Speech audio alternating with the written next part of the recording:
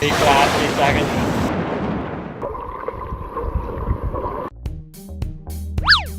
Creation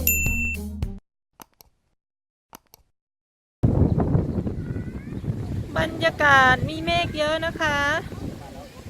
ฝนจะมาแล้วเราต้องรีบลงน้ำก่อนเดี๋ยวจะอดเล่นตกหนักมากเลย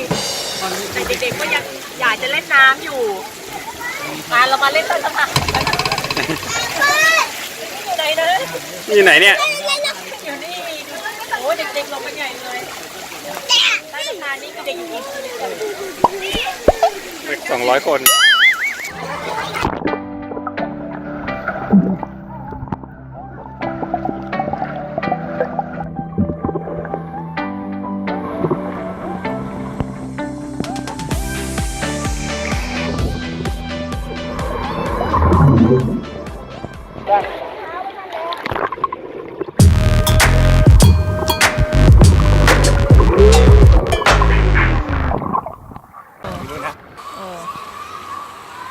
เคยทำได้ กลางฝนนะคะ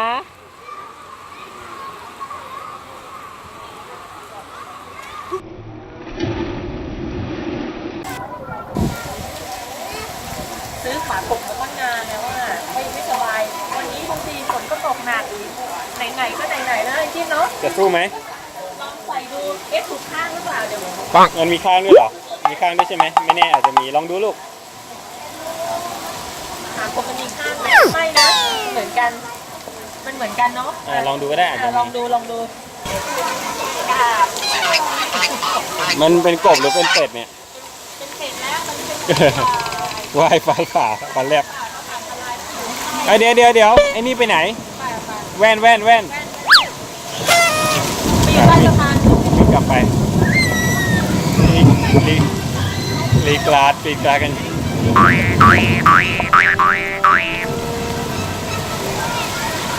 สู้ๆนะลูกลองดูซิว่าจะเร็วขึ้นไหมมาว่ายไปดูเลยเดี๋ยวป้าว่ายตามนะครับมา1 2 3ฮึบ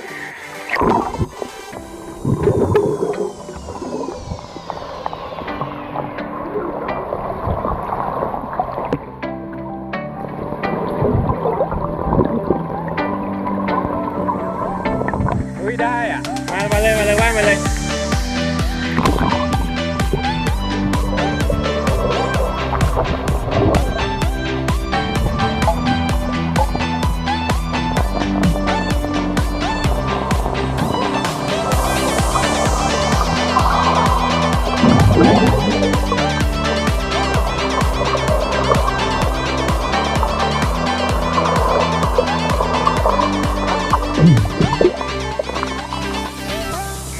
ตอนนี้ทางสระเขาให้เราขึ้นนะครับเพราะว่าเขากลัวคนเป็นตะคริวตอนฝนตกอากาศเย็นงั้นเดี๋ยวเราเริ่มจบตรงนี้นะครับโดยการว่ายขึ้นไปโดยใช้ขากบไปขึ้นบันไดตรงนู้นเหมือนเนี่ยฝรั่ง2 คนเลยนะโอเคไหมเดี๋ยวฟ้าจะติดตามให้ขึ้นไปอย่างติดเลยพร้อม ready are you ready yeah go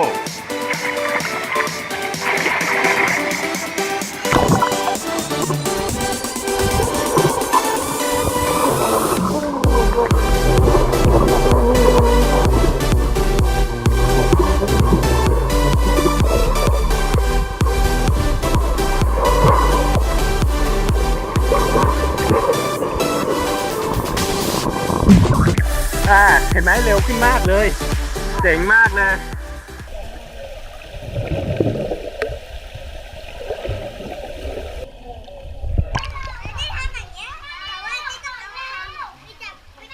ยังไม่ได้จับเลยลูกอ๋อที่พยายามอยู่เหรอมันไปที่